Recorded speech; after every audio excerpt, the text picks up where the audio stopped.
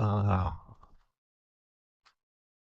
Natuklasan ng babaeng nag-iisa na may halimaw sa loob ng kanyang bahay. Dali-dali siyang nagtago sa ilalim ng kama. Hindi naglakas loob na mag-ingay. Hindi siya nakita ng halimaw. Kaya tumayo ito sa bintana at nagpakawala ng napakalakas na dagandong. Tila nagpapadala ng mensahe sa mga kasamahan nito. Pagkatapos, umakyat ito palabas ng bintana at nagtungo sa bubong. Habang pinapanood ang pag-alis ng halimaw, saka palang nakahinga ng maluwag si Leila. Isinara niya ang bintana ng silintulugan. Mabilis siyang nagtungo sa sala. Balak niyang isara na rin ang pangunahing pinto ng bahay. Ngunit biglang may ingay na narinig mula sa bubong. Napilitan si Leila na bilisan ang takbo pababa ng hagdan. Akala ni Leila ay ligtas na siya, ngunit biglang nagkislapan ang lahat ng kagamitan sa bahay. Kasabay nito, naglabas din sila ng nakakabinging ingay. Wala nang nagawa si Leila kundi bunutin ang huling saksakan ng kuryente sa bahay, para lang mapigilan ang lahat ng ito. Pagkatapos, kinuha ni Leila ang telepono, handang tumawag sa pulis para humingi ng tulong. Ngunit muling dumating ang nakakabinging tunog. Ang refrigerator ay naging napakakakaiba. Nakita niya ang halimaw na lumitaw sa hagdanan. Napilitan si Leila na umatras sa kusina at magtago sa sulok. Ang teleponong pinawagan niya kanina ay ibinalik din ng halimaw sa lalagyan. Ang mas masahol pa, ang paghinga ni Leila ang nagbunyag ng kanyang kinaroroonan. Muling kinontrol ang refrigerator, at natrap si Leila sa loob. Unti-unti ring lumalapit ang halimaw. Sa wakas, nakita ni Leila ang tunay na anyo ng halimaw. Isa pala itong alien na may malaking ulo at malalaking mata.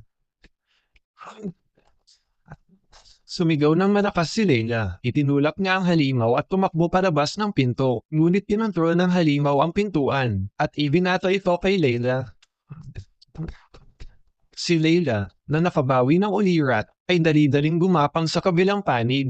Ngunit mabilis na natuklasan ni Leila na ang kanyang katawan ay hindi na niya kontrolado. Sa gitna ng pagkarito, kinuha ni Leila ang isang matulis na bagay. Sa isang pagkakataong hindi inaasahan, naisaksak niya ito sa ulo ng alien. Sa ganoong paraan, namatay agad ang alien. Si Leila naman ay nawalan ng malay dahil sa matinding takot nang magising siya kinabukasan. Tinimnan ni Leila ang alien na nakahandusay sa sahig. Sa kanya lang napagtanto na totoo ang lahat ng ito. Nagmamadali siyang kumuha ng tela at tinakpan ng alien. Muli niyang kinuha ang telepono sa bahay. Gustong tumawag sa pulis. Ngunit hindi na magamit ang telepono. Ganoon din ang lahat ng kagamitan sa bahay. Mukhang kayang kontrolin ng mga alien ang lahat ng bagay na may kuryente. Dahil wala nang magawa, napilitan si Leila na lumabas para humingi ng tulong. Ang kakaiba, wala siyang nakitang kahit isang kao sa daan. Isang ambulansya ang nakataob sa gitna ng pangunahing kalsada. Ang mga bahay ng mga kalapit-bahay ay inatake rin. Mukhang hindi lang siya ang nakaranas ng engkwentro sa mga alien kagabi. Habang pinag-iisipan ni Leila ang problemang ito, isang malaking maitim na ulap ang biglang bamalat sa maliit na bayan. Patuloy itong lumalapit sa kinaroroonan ni Leila. Nang makita niya ito, wala nang magawa si Leila kundi tumakbo ng mabilis pa uwi. Sa daan, sa wakas ay nakita ni Leila ang mga kapitbahay.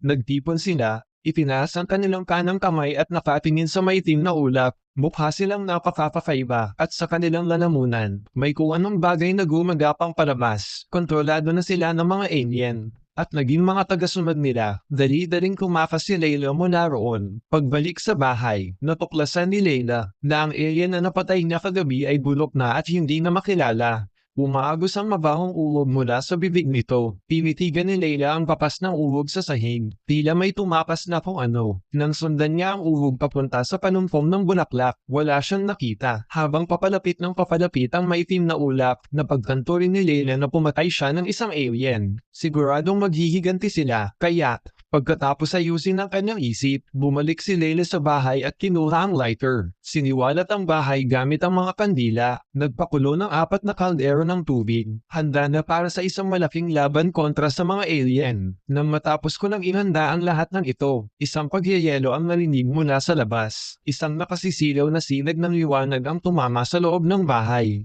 Ang patay na alien ay biglang lumutang sa ere at ipinadala sa labas.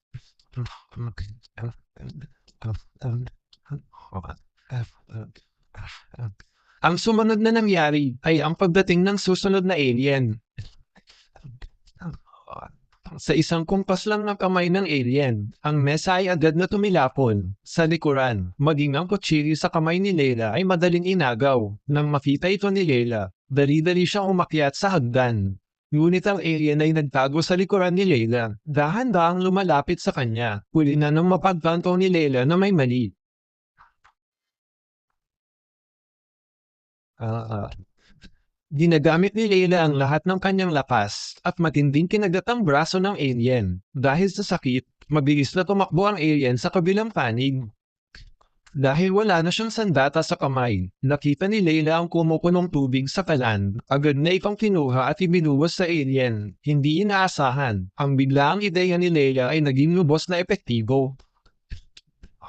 Matapos maiguhos ang tubig, oras na para gumanti ang alien. Wala nang nagawa si Leila kundi kunin ang sandatang pang-alon. Nang umatras siya patungo sa pinto, muling sumalakay ang nakasisilaw na sinag ng liwanag. Mahigpit nitong ikinabot ang sandata sa dingding. Ngunit madaling nalampasan ng alien ang sinag ng liwanag at nakarating sa harap ni Leila. Nagpakita ito ng isang kakaibang posture. Dahil hindi sumalakay ang alien, mabilis na tumakbo si Leila sa bodega at isinara ang pinto.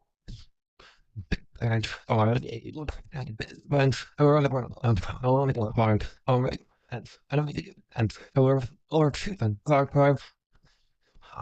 sinubukan ni Leila na umakyat palabas sa bintana, ngunit hinayla siya agad ng alien. Sa kawalan ng pag-asa, wala siyang magawa kundi kunin ang mop sa tabi at gamitin itong panangga sa alien. Ngunit sa ilang saglit lang, dinali ito ng alien. Ang mop ay naging matalim na kahoy. Sinamantala ni Leila ang pagkakataon at isinaksak ito sa alien. Ginamit niya ang pinto ng Favinet upang makumpleto ang nakamamatay na atake. Pagkatapos makabawi, mabilis na umakyat si Leila palabas sa bintana. Hindi kalayuan, lumitaw ang pangatlong alien. Ito ay isang mataas na mahabang braso na halimaw. Mukha itong labis na nakakatakot. Sa sobrang takot, umatras si Leila. Ngunit nang bigla siyang lumingon, nabangga niya ang isang kapitbahay. Hinawakan ng kapitbahay ang buhok ni Leila at dinala siya patungo sa alien. Sa mismong itaas nila, biglang lumitaw ang isang lumilipad na platito UFO. Agad nitong nilukob ang kalangitan. Sa ilalim ng kakaibang senadoryas ng alien, nagsimulang mag-ipon ng lakas ang UFO. Napagtanto ni Leila na malaking gulo na ito, sinugutan niya ang braso ng kapitbahay, at sinipa ang kapitbahay papasok.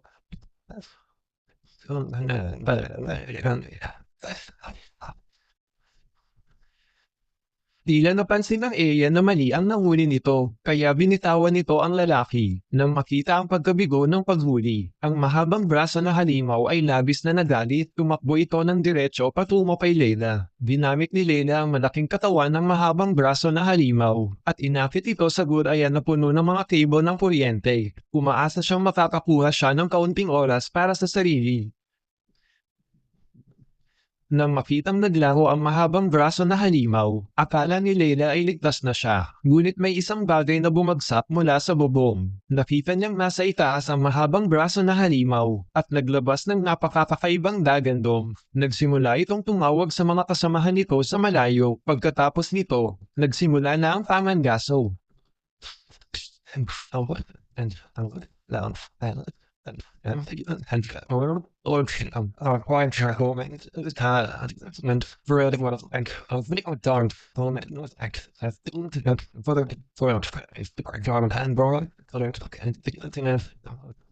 Malinaw na tila hindi masyadong matalino ang mahabang braso na halimaw dahil napahiya ito sa harap ng tao. Sa sumunod na sandali, sumugod ito patungo kay Leila. Ngunit dahil sa sobrang lakas ng pag-atake, naipit ito sa loob ng sasakyan. Si Leila ay nakadapa sa ilalim ng sasakyan at nakita niyang nabutas ng kamay ng alien ang tangke ng gasolina. Kaya, dali-dali nang kinuha ang lighter sa kanyang bulsa. Balak niyang sunugin ng buhay ang dayuhan.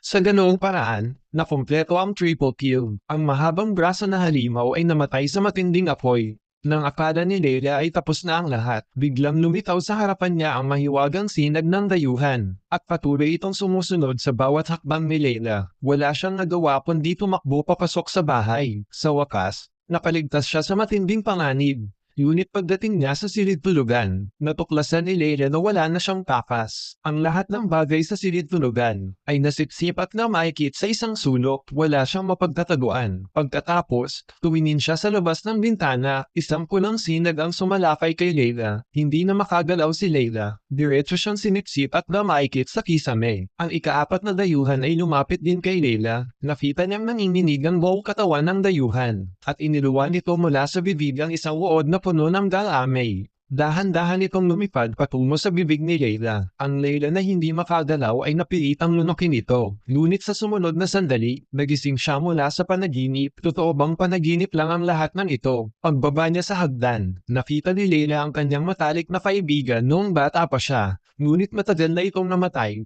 12 taon na ang nakalipas, kaya't napagpasyahan ni Leila na hindi totoo ang lahat. Maaaring nasa ilalim siya ng isang uri ng ilusyon, kaya't isinubo ni Leila ang kamay niya sa kanyang lalamunan, at pilit niyang hinayla palabas ang uod. At tama nga, agad siyang bumalik sa realidad.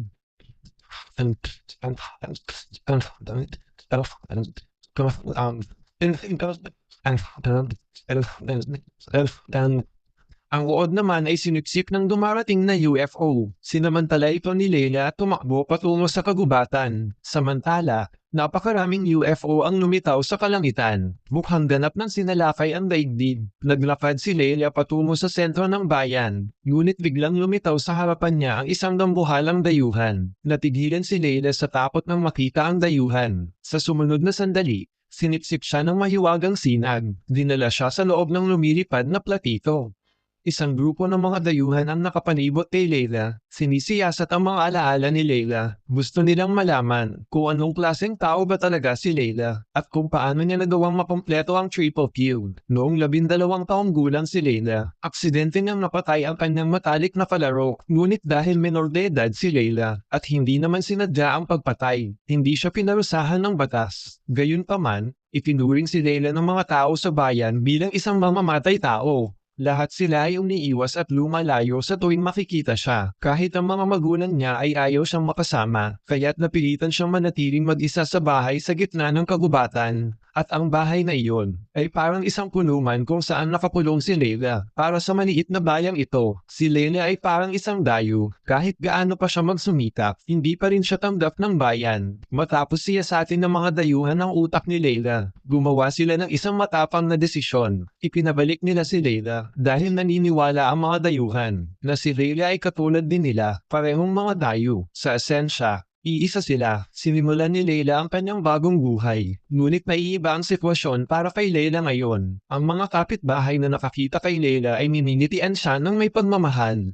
Wala na ang dating pagtatangi ng lahat kay Leila. Naniwala si Leila na nabubuhay siya sa isang mundong puno ng pagmamahal at pagtanggap. Samantala, sa kalangitan ng bayan, lumitaw ang sasakyang pangkalawakan ng mga dayuhan. Marahil ay gising si Leila, ngunit kusa siyang nagpabeya at nagpatangay. Sa mundong panaginip na ginawa ng mga dayuhan para sa kanya, marahil sa ganitong paraan lamang, mararamdaman ni Leila na sa wakas ay nakabalik na siya sa buhay na matagal na niyang pinapangarap.